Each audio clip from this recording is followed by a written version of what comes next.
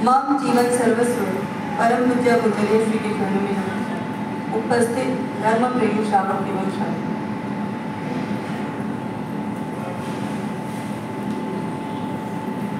देवादिदेव वीतराग परमात्मा के शासन में आपको हमको जो स्थान प्राप्त हुआ है वो स्थान अपने आत्म स्वरूप को, अपने मूल स्वरूप को पहचानने के लिए प्राप्त हुआ। ये जीवाराम निगोद से जब से बाहर निकला तब से लेकर अब तक अनंत बार ये मनुष्य की आकृति प्राप्त कर चुका है।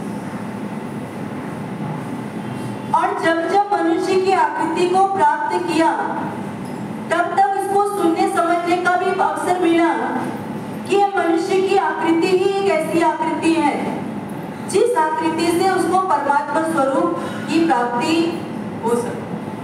सुना, अनंत जन्म में कई बार हमको जैन धर्म मिला और जब जब ये जैन धर्म, जैन शासन मिला, परमात्मा का शासन मिला और परमात्मा के शासन को सुनने समझने के लिए आप हम सब जब भी मौजूद हुए तो ये सुनने को ही मिला कि मनुष्य जन्म अनमोल है, ये हीरे से भी कई गुना कीमती है।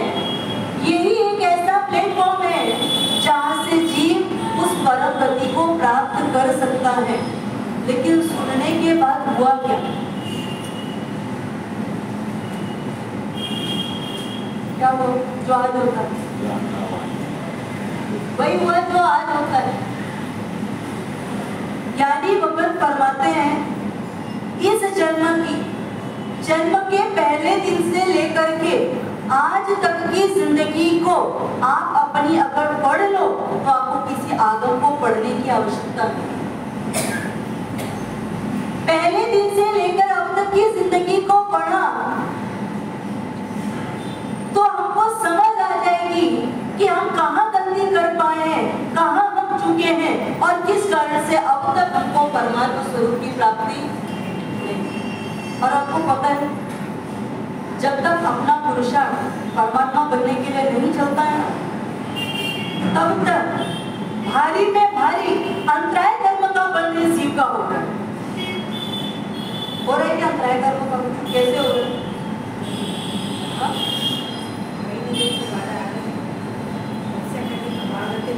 आड़े आ रहे हैं नहीं, आड़े जो आ रहे हैं वो तो पुराना बंधा हुआ आड़े आ रहा है। अभी जो हमारा बन रहा है, प्रति समय बन रहा है, प्रति पल अंतराय कर्म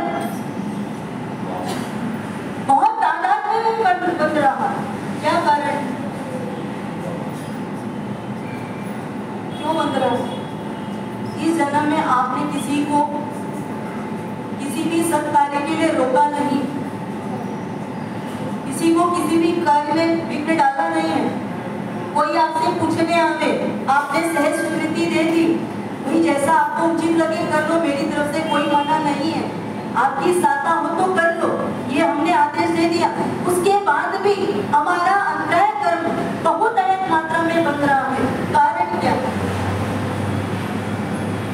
ज्ञानी फरमाते हैं निगोद से जीवाराम जब तुम बाहर निकले तब निगोद में रहने वाले अपने साथियों को, संगतियों को, आसपास तुम्हारे बैठने वालों को तुमने वचन दिया था कि जब मैं निगोद से बाहर निकलूंगा तो सबसे पहले तुझे निकालूंगा।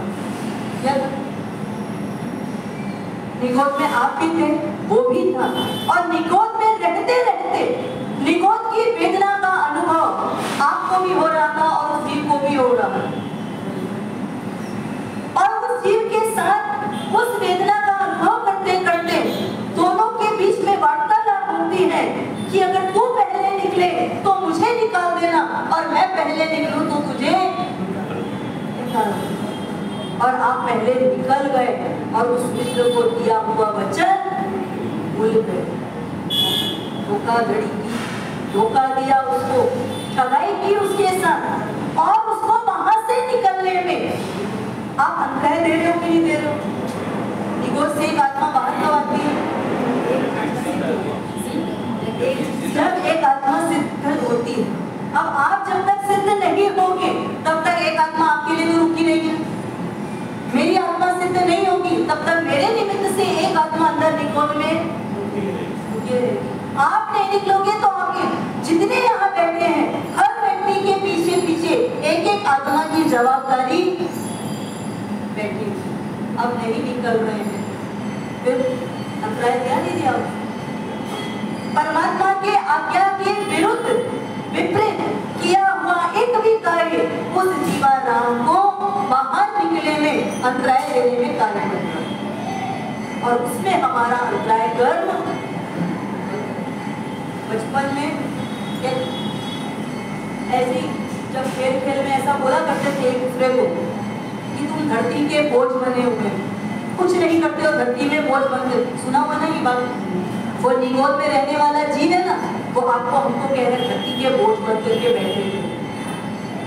जहां पर वचन दिया था निकलूंगा, निकल के साधना करके सिद्धावस्था को प्राप्त करके तुझे वहां निकला हुआ, लेकिन वहां से आकर के इस मनुष्य गति में आकर हमने ऐसा मान लिया कि आपकी पूरी सत्ता साम्राज्य आपको मिल गया और एक मालिक बन करके बैठ गए। याद करो उस दिन को। आज अभी वर्तमान में कोई हमारा इष्ट, कोई हमारा मित्र, चाहे वो आपकी संतान हो, चाहे आपके सगे संबंधी हो, चाहे आपके भाई बहन हो, आपके को कोई वचन दे और उस वचन को वो पूरा न करे तो आपको कैसा लगे?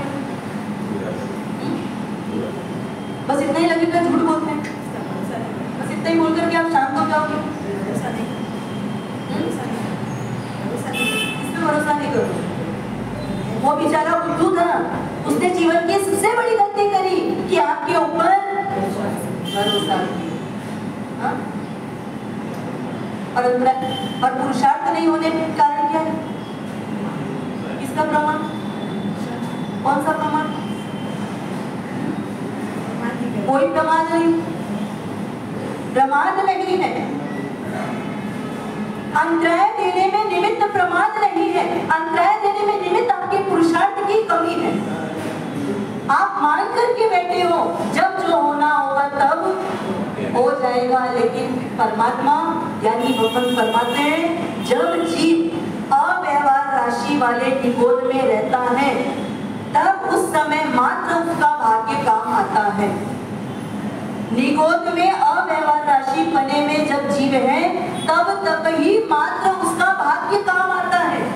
और जिस दिन अव्यवहार राशि रूपी निगोद से जीव बाहर आ गया उसके बाद मोक्ष जाने तक मात्र और मात्र उसका पुरुषार्थ काम आता है। और अब तो बैठ गए किसमें? भाग्य को लेकर के। भाग्य बनेगा कहाँ? किस्मत बनेगी कहाँ? चाहे ज्योतिष हो, चाहे दुनिया का बड़े से बड़ा प्रकांड विद्वान ज्योतिषी ना हो, उस ज्योतिष की भी ज्योतिषी फेल करने की ताकत अगर किसी के पास है तो वीतराग परमात्मा के मार्ग में चलने वाले उन साधक आत्माओं की है जिन्होंने अपने लक्ष्य में मात्र और मात्र पुरुषार्थ को बैठा करके रखा। वो कमजोर व्यक्ति होता है जो भवितव्यता पे सब कुछ छोड़ बैठता है, लेकिन परमात्मा के शासन में चल करके परमात्मा पद को प्राप्त करने वाला व्यक्ति वो वही होता है जो पुरुषार्थ करते करते करते अपने मंजिल को प्राप्त करता है। और हमको भरोसा किस पे है? अगर कोई ज्योतिष पंडित आपकी कुंडली देख ले और आपकी दीक्षा के तीव्र भाव है और घर पर दीक्षा की आज्ञा अनुमति नहीं मिल पा रही है, ज्योतिष पंडित को दिखाया और ज्योतिष पंडित ने कह दिया कि साहब दीक्षा का कोई योग दूर दूर तक नहीं है, अगर दीक्षा ले लोगे तो अमुक समय के बाद या तो मृत्यु हो जाएगी या अमुक समय के बाद वापस पुनः गृहस्थ जीवन में आ जाओगे। सच बताना क्या करोगे? दीक्षा ले लो। वीतराग परमात्मा पे भरोसा ज्यादा है कि ज्योतिष पंडित पे भरोसा ज्यादा? एक इतिहास में एक कथा आती है, एक सेठ जी जिसको बहुत लंबे समय के बाद एक पुत्र की प्राप्ति होती है और पुत्र के जन्म के बाद उस समय का वो प्रकांड विद्वान ज्योतिष आ करके उस बच्चे की कुंडली की रचना करता है और कुंडली बनाने के बाद उस सेठ जी को कहता है कि सेठ जी आपके बेटे की सारी कुंडलियां जबरदस्त हैं, लेकिन एक बस उसमें माइनस पॉइंट है। क्या माइनस पॉइंट है? जिस दिन सेठ जी आपके बेटे की शादी होगी, उस ही दिन शादी के बाद वो रात उसकी आप जिंदगी की वो आखिरी रात होगी, वही उसका अंतिम समय होगा। सेठ जी को बड़ा टेंशन, मेरा बेटा जिस दिन शादी होगी रात को उसकी मृत्यु हो जाएगी। ये बात सेठानी से सेठ ने नहीं कही, अपने मन में दबा करके रखी है।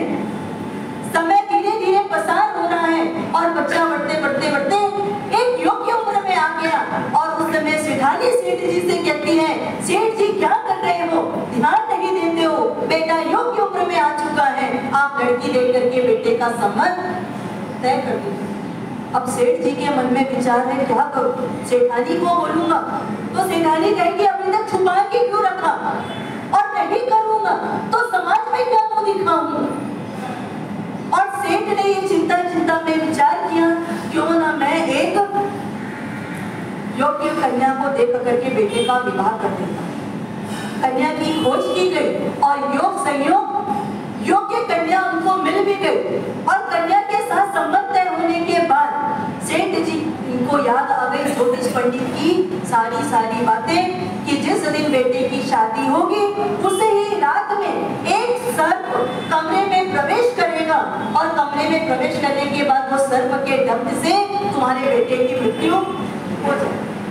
सेठ जी ने शादी कर दी और शादी करने के पूर्व में जैसे ही शादी तय हुई, सबसे पहले सेठ जी ने अपने बेटे के कमरे को पूरा कांच का कमरा बनवाया, थोड़ा भी गैप न रहे जहां से सांप का प्रवेश हो सके। ऐसा कमरा बनाने के बाद देखो, ये संसार के लिए पुरुषार्थ आपकी हमारी सबकी आत्मा करती आई है। संयम के अभाव की बात होती तो शायद आप मान लेते कि मेरे बच्चे का संयम का योग, और उसके लिए पुरुषार्थ करते क्या? हाँ? पर वो संसार के लिए पुरुषार्थ सब करते हैं।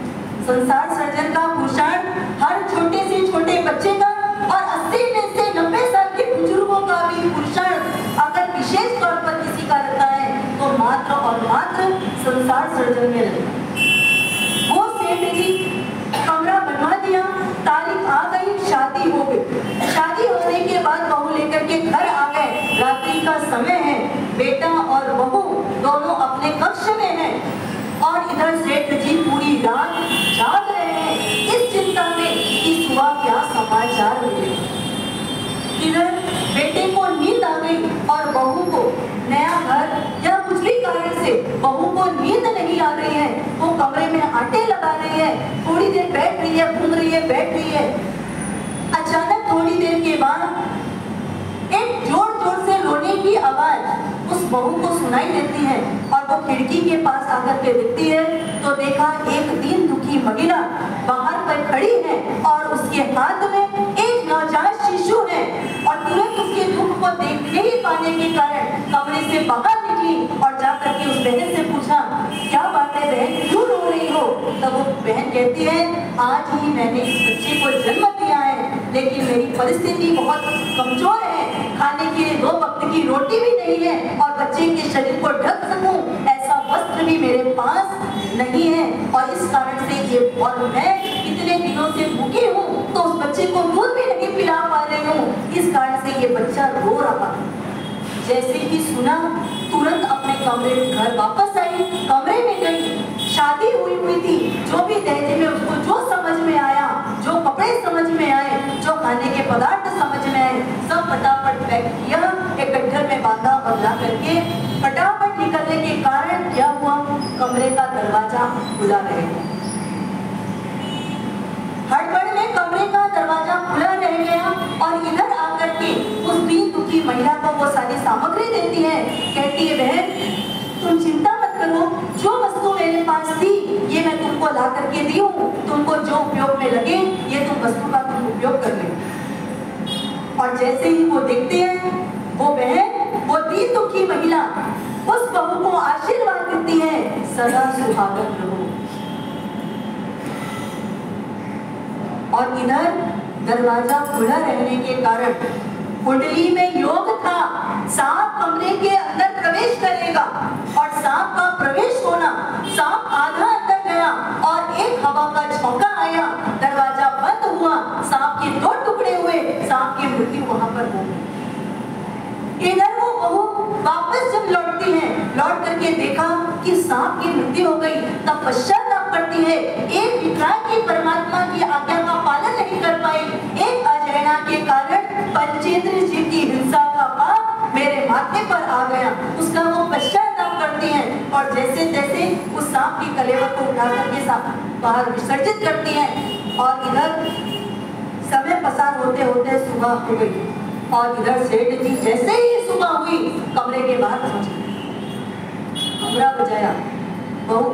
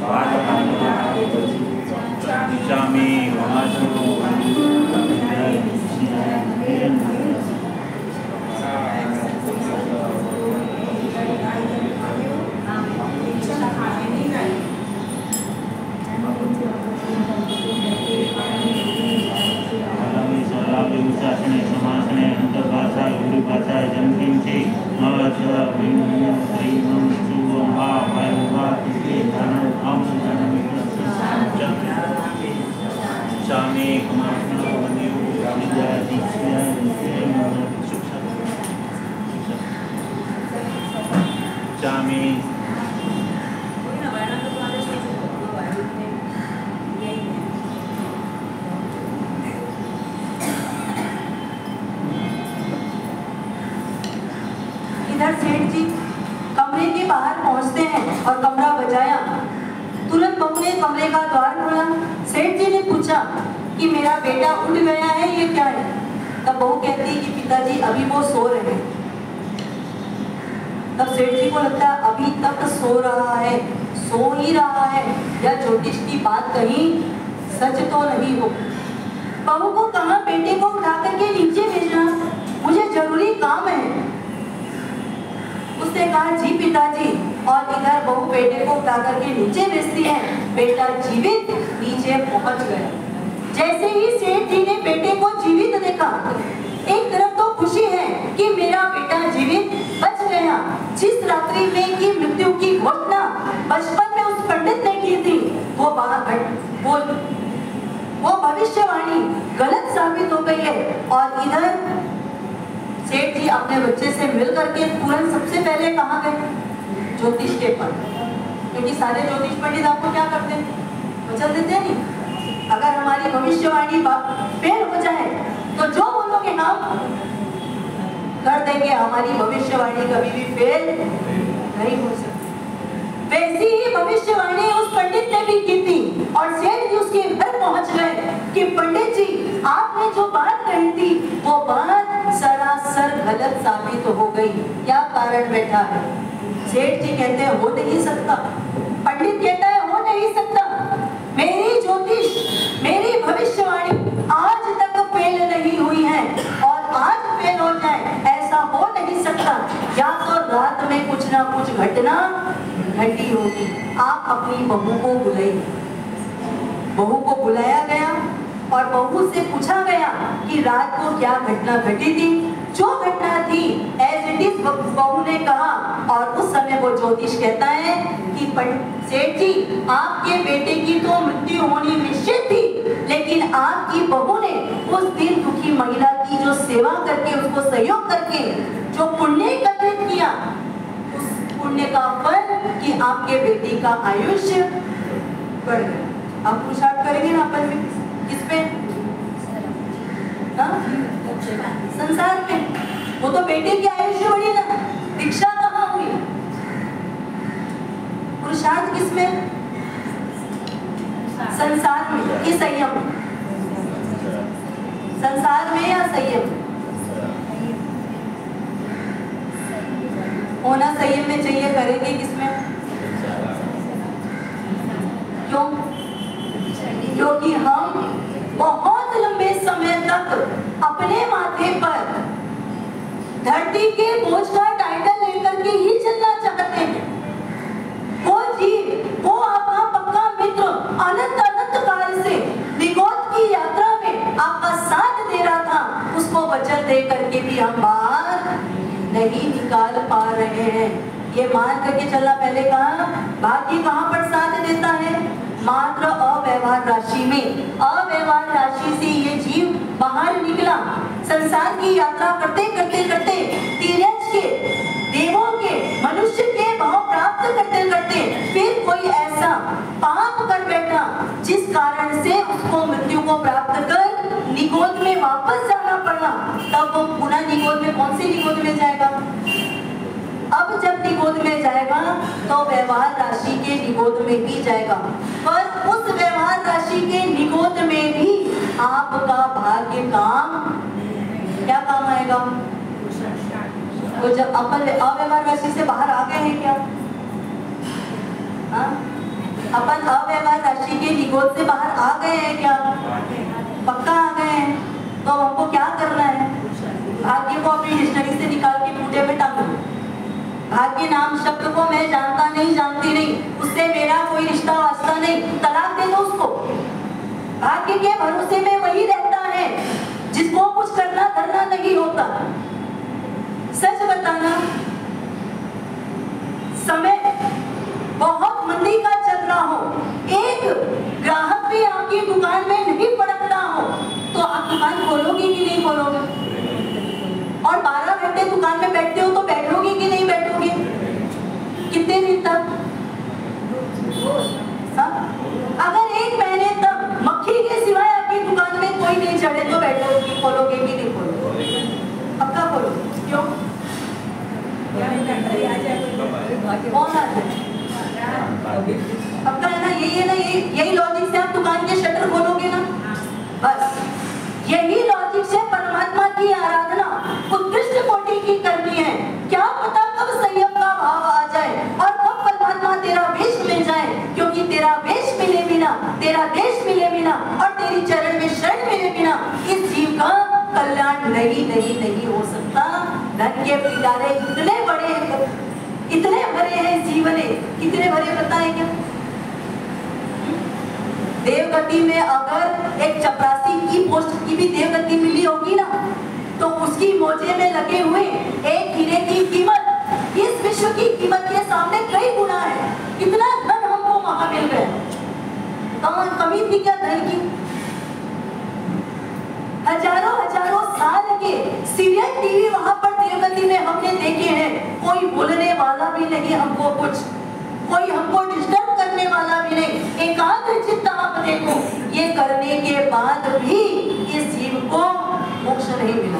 अब अंबानी की बराबरी करो कि टाटा बिरला की बराबरी करो कि किसी भी लखपति करोड़पति अरबपति की बराबरी कर लो, शांति मिलने वाली है क्या? मोक्ष देने वाला है क्या कोई? जब नहीं देने वाला है तो अपने को कैसा जीना? क्या बोला स्तवन में? कोटि सूरज फीके पड़े ऐसी तेरी शान है और ऐसी तेरी शान पर सारा जहां कुर्बान है। करोड़ों सूरज फीके पड़ जाए, उतनी ऊंची तुम्हारी शान है।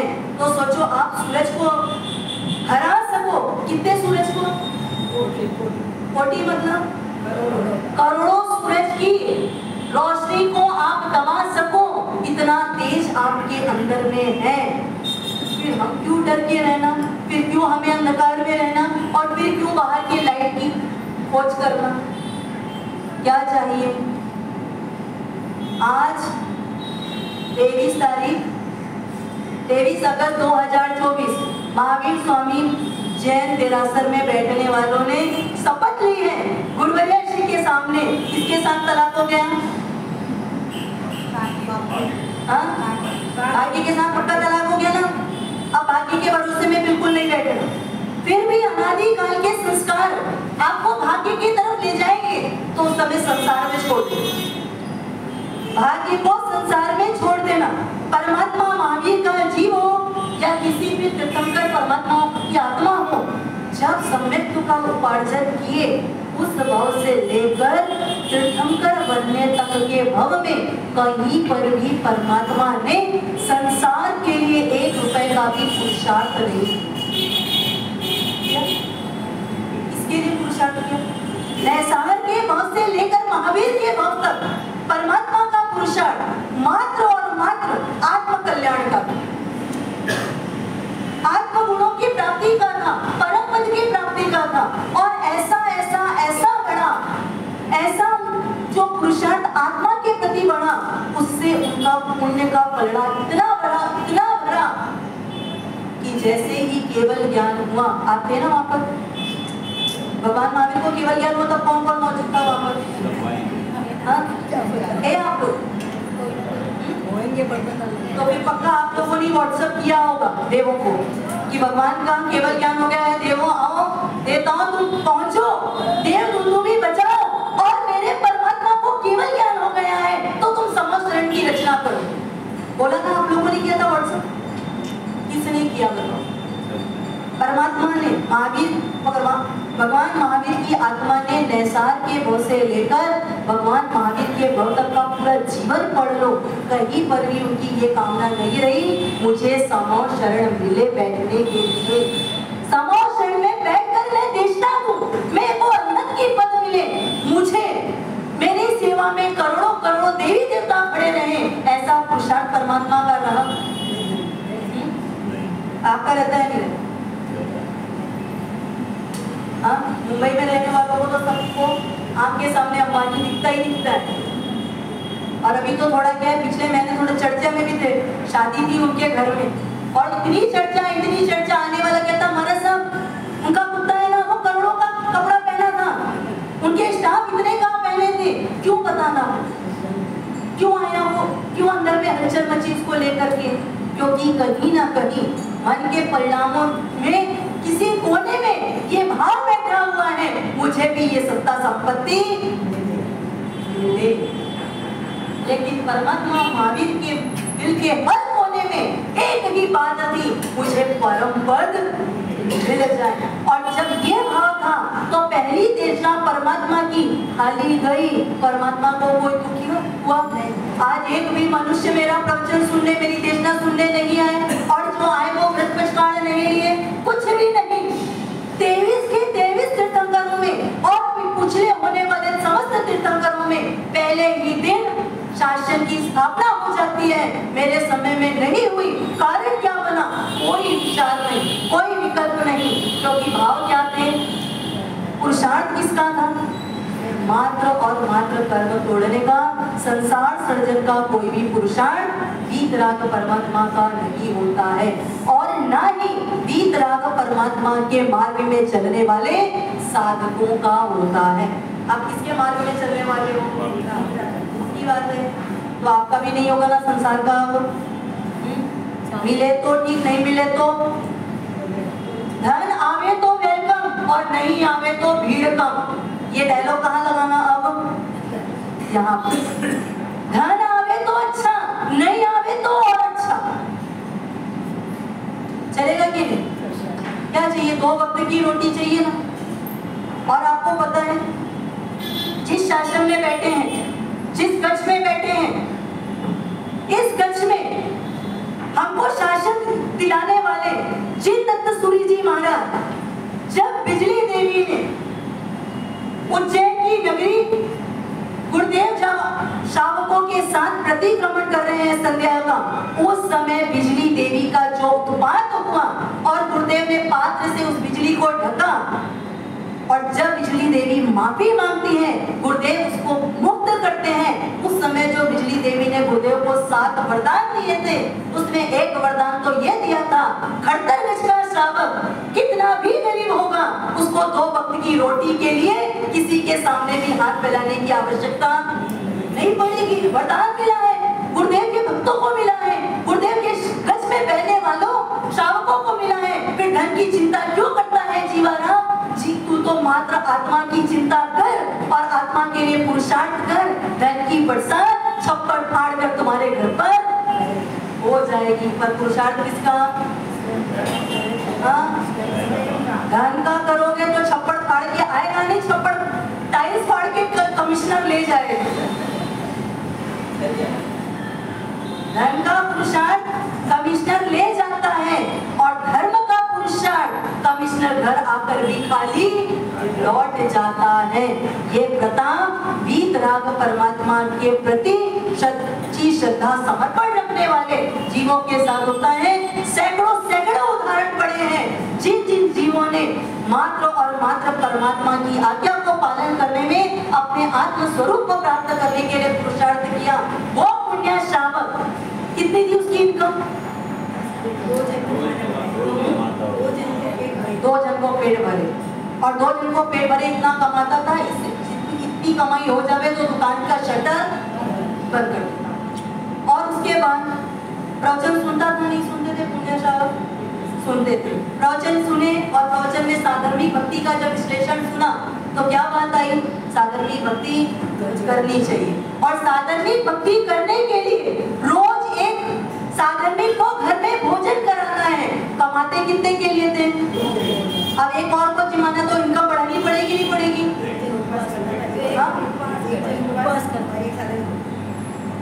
वो पुण्य श्रावक थे ना, अपन थोड़ी। आज वो पुण्य श्रावक तो इतिहास के पन्ने में हो गए, भगवान महावीर के समय में हो गए। 2500 साल पहले क्या हुआ, क्या नहीं हुआ, मरसों हम थोड़ी थे।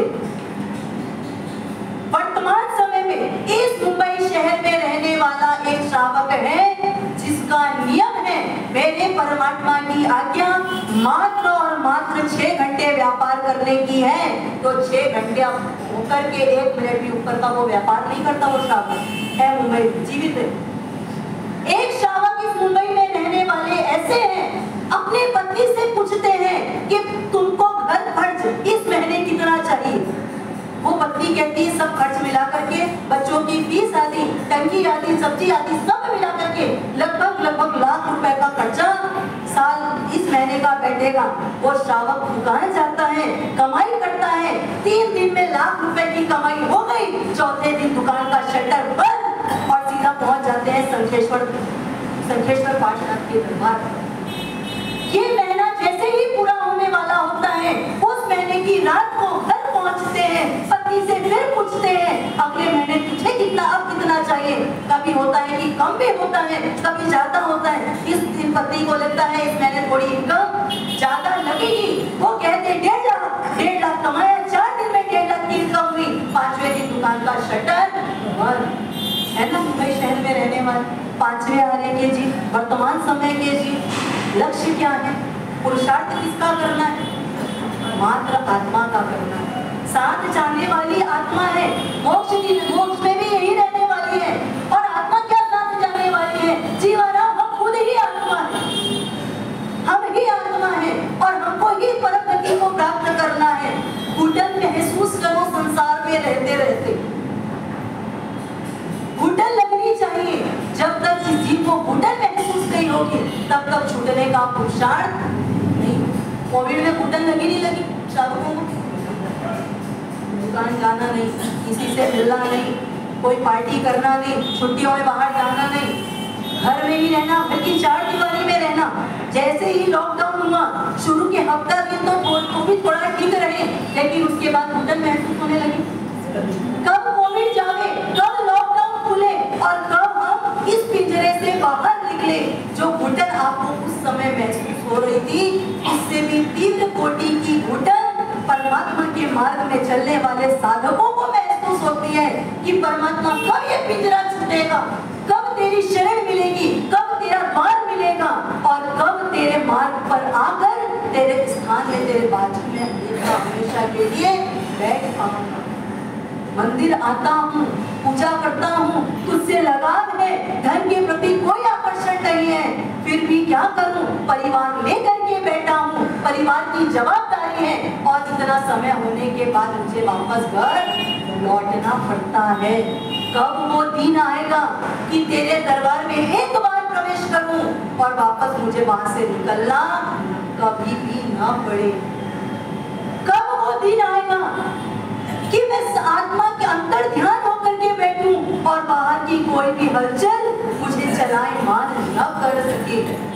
कब वो दिन आएगा कि परमात्मा बाहर के उपसर्ग कितना भी मुझे सताए, चाहे अनुकूल हो चाहे प्रतिकूल, लेकिन मेरे भीतर में लेश मात्र भी कोई विकल्प खड़ा न हो, किसी के प्रति बुरे विचार न आए, किसी के प्रति, किसी के संसार के पाप के कार्यों में अनुमोदना के एक लेश मात्र भी मेरे भीतर में विचार आने बंद हो जाए। वो दिन कब आएगा, कब होगा वो दिन कि ये संसार की माया जाल छूट जाए और परमात्मा तेरा वो वेश वो मुझे 1 लाख की साड़ी, 10,000 की साड़ी, 5,000 की साड़ी परमात्मा तेरा मोक्ष दिलाने की ताकत नहीं रखती है, लेकिन ये तेरे शासन का ये गला हुआ कपड़ा भी मुझे मोक्ष दिलाने की ताकत रखता है।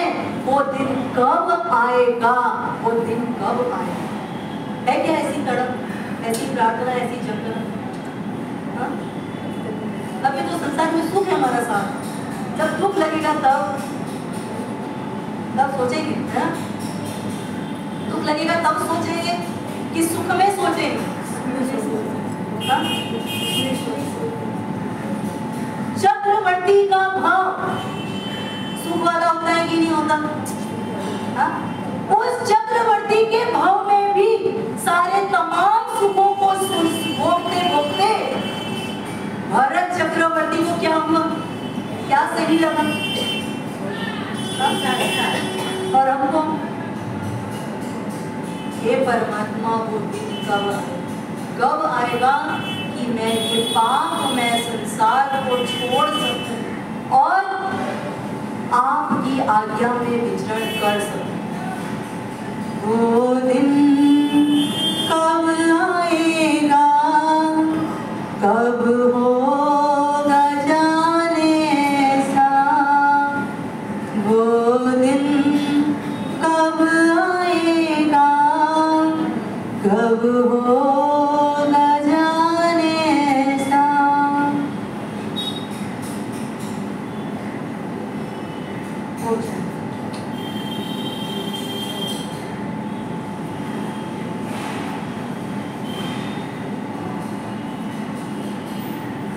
वो दिन कब आएगा, कब होगा जाने सा, रथ पे सवार होके मेरी दीक्षा का बरघोड़ा चले, चतुर्विद संग साथ ले गए मेरी दीक्षा का बरघोड़ा चले, केश लुंचन मैं ये करूं, पंचमाव्रत में पालन करूं, संयम पालूं ऐसे, संयम पालूं ऐसे।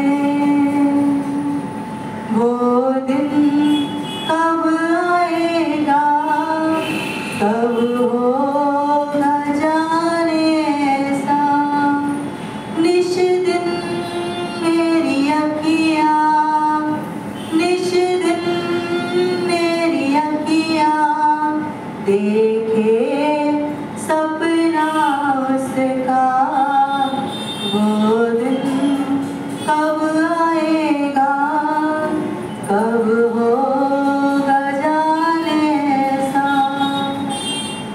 कर्म मुक्त मेरी आत्मा प्रभु, कब वो मेरी बने, शिव वधु के संग में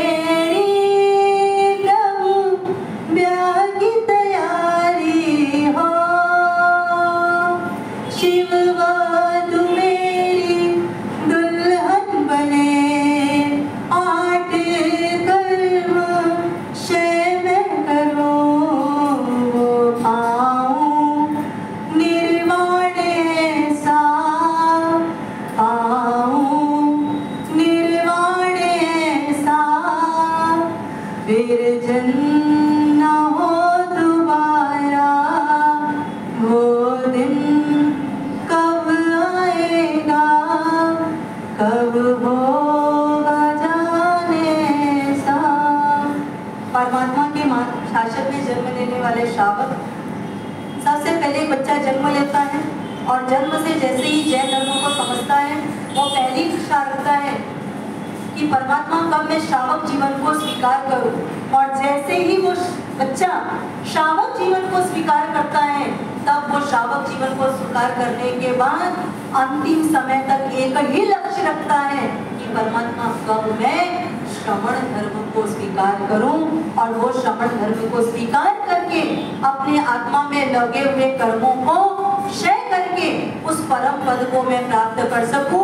ऐसा किस बच्चे के भीतर में होता है? तो ज्ञानी भगवत फरमाते हैं ये उस ही बच्चे के भीतर में होता है जिसकी मां श्राविका होती है। श्राविका की कुक्षी से मुमुक्षु का ही जन्म होता है। श्राविका की कुक्षी से किसी और का जन्म हो ही नहीं सकता। अगर आज आपके संतानों के भीतर में मोक्ष जाने की अभिलाषा नहीं है, मुमुक्षु वाला है, मुमुक्षु और दीक्षार्थी में अंतर होता है। दीक्षा की इच्छा रखने वाला दीक्षार्थी होता है और मोक्ष में जाने की इच्छा रखने वाला मुमुक्षु होता है। अगर हमारी कोख से जन्म लेने वाले बच्चों के भीतर मोक्ष की इच्छा नहीं है, मोक्ष की कामना नहीं है, भाव नहीं है, तो मान के चलना आपके श्रावकत्व पर बहुत बड़ा प्रश्न चिन्ह पड़ा हुआ है।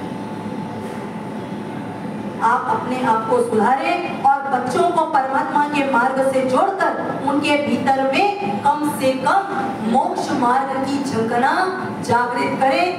अगर शास्त्रों में फरमाते हैं, जो माँ अपने बच्चों को, जो माता पिता अपनी संतान को परमात्मा के मार्ग का ज्ञान नहीं दिलाते हैं और अपने बच्चों के भीतर में मोक्ष का भाव जागृत नहीं कर पाते हैं, वो माता पिता अनंत अनंत अनंत संसार का सर्जन करते हैं। शास्त्र में तो, आगमों में तो उन माता पिता को कसाई शब्द से संबोधित किया गया है, एकदम हल्के शब्द से कसाई के रूप में। क्यों? क्योंकि वो संसार में भटकेंगे और जितना संसार में भटकेंगे उतना उनका संसार सर्जन होगा। उन दुखों से वो दिन दिन करके मरेंगे। वो सारा पाप, उनको जितना दुख होगा वो सारे दुख का जो पाप लगेगा वो सब आपके खाते में ऐड होता जाएगा। इसलिए जो गया सो गया। अब जो समय आपके हाथ में है, उस बचे समय में अपनी संतान में अच्छे से अच्छे भाव डालें और उसको डालने के पहले आपके भीतर में वो भावों का जागरण होना आवश्यक है। क्योंकि आज का बच्चा थियरी जितना नहीं समझता है उतना वो प्रैक्टिकल समझता है। एक छोटा बच्चा घुटने के बल पर चलने वाला घर पर दिखता है पापा चाचा किसी को कि पाउच खोलते हैं और पाउच खाते हैं, उस बच्चे को सिखाना नहीं पड़ता ये तंबाकू का पाउच खा। वो बच्चा घुटने के बल चलते चलते चलते अगर कहीं पर पाउच दिखता है पड़ा हुआ, चाहे वो पाउच शैम्पू का हो, चाहे वो पाउच चॉकलेट का हो, चाहे वो पाउच गुटके का हो, वो बच्चा उठाता है और पूरी हूबहू पापा की एक्टिंग कर लेता है। इसलिए बच्चे को प्रैक्टिकल ज्ञान जल्दी असर करता है, थियरी ज्ञान को बिल्कुल भी असर करता नहीं। जितना आप अपने जीवन में प्रैक्टिकल उतारेंगे उतना उतना आपके बच्चों के जीवन में उतरता जाएगा। यानी के विरुद्ध कुछ भी कहने में आया तो अच्छा नहीं। श्री सद्गुरु करुणा सिंधु अपार, आपामर पर प्रभु करो अहो अहो प्रकार। जे स्वरूप समझा बिना पायो दुख अनंत, समझाव्यो ते पद